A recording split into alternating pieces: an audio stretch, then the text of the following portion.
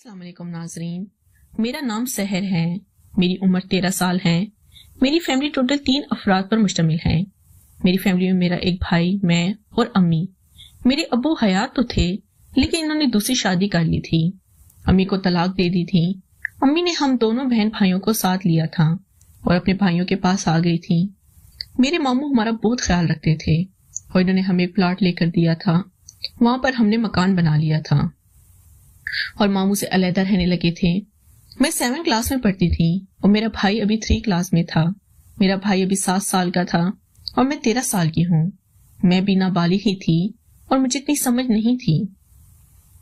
ہماری پرورش ابو کے بغیر ہوئی تھی، اس لیے امی نے ہمیں ناز نخروں سے پالا تھا۔ ہم 2 بہن بھائی ہی امی کی پوری زندگی کی کمائی تھے۔ امی ہم پہ بہت نظر رکھتی تھی اور امی نے مجھے دنیا داری کی ہر چیز بتا دی تھی۔ میں 13 سال کی ہو کر ہر چیز سمجھتی تھی، لیکن مجھے اتنا نہیں پتا تھا کہ دنیا کتنی تیز ہے۔ میں جس اسکول میں جاتی تھی وہ ایک پرائیویٹ اسکول تھا اور وہاں کے سر امجد صاحب تھے۔ ان کی عمر تقریباً 30 سال ہو گئی اور ان کی ابھی شادی نہیں ہوئی تھی۔ وہ مجھے پڑھاتے تھے۔ میں اکثر ان کے پاس سبق پوچھنے جاتی تو وہ مجھے کافی دیر اپنے پاس کھڑا کر لیتے، کیونکہ میں 13 سال کی تھی اور دکھنے میں بہت ہی خوبصورت تھی۔ میرے نین نقش کسی اور پری سے کم نہیں تھے۔ محلے کے سارے لڑکے میرے پر مرتے تھے، لیکن مجھے دنیا کتنی سمجھ نہیں تھی، اس لیے میں کسی بھی لڑکے کے ساتھ ایسا تعلق نہیں رکھتی تھی۔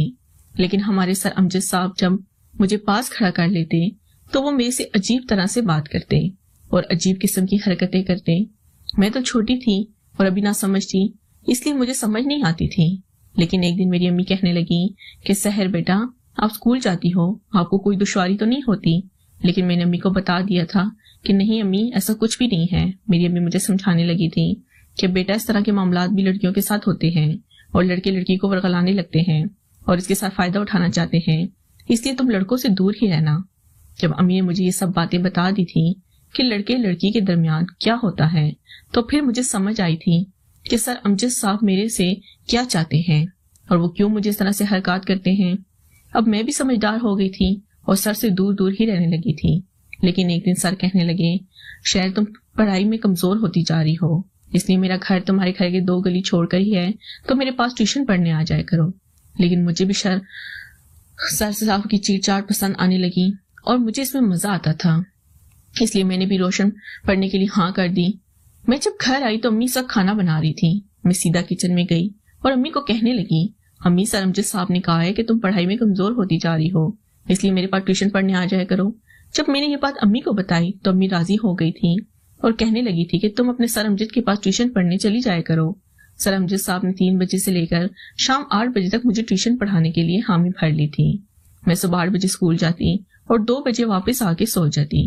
2 گھنٹے سونے کے بعد میں 3-4 بجے نکل جاتی اور سرمد کے گھر چلی جاتی۔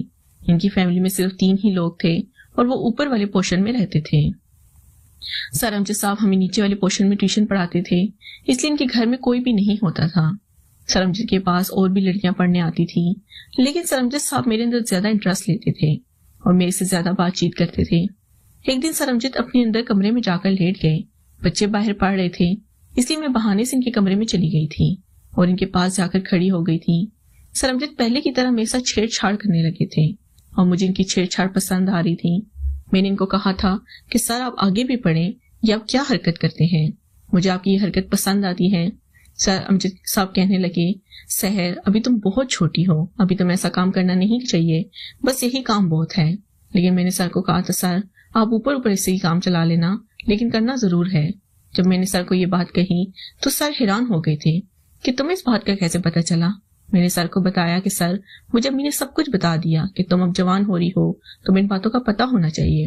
سر مسکرانے لگے اور کہنے لگے، چلو پھر دروازہ بند کر دو۔ میں نے دروازہ بند کیا، وہ سر کے ساتھ اوپر اوپر ہی کرنے لگی۔ اب میں پہلے سے زیادہ جوان نظر آنے لگی تھی اور میرے جسمانی پڑاؤ میں بھی تیزی آ گئی تھی۔ اب میں سر کو لفٹ کرواتی اور سر بھی میرے ساتھ وہ کام، لیکن اصل کام ہم نے ابھی تک نہیں کیا تھا۔ سر بس اوپر اوپر ہی کام چلاتی اور ہم دونوں مزہ لیتے۔ میں نے سر کو کہا، جب میں مکمل جوان ہو جاؤں گی تو پھر میں آپ کے ساتھ ہی۔ میری بات مان گئے تھے اور مجھے ان کے ساتھ مل کے امی اس بات سے بالکل انجان تھی کہ میں سر امجد کے ساتھ کیا گل کھلا رہی ہوں، لیکن سر امجد نے مجھے ہاتھ لگا لگا کر میری عادات کو بدل دیا تھا، میں بری عادات میں مبتلا ہو گئی تھی۔ ناظرین، اگر آپ کو یہ کہانی پسند ہے تو ویڈیو کو لائک کر دیں۔ شکریہ۔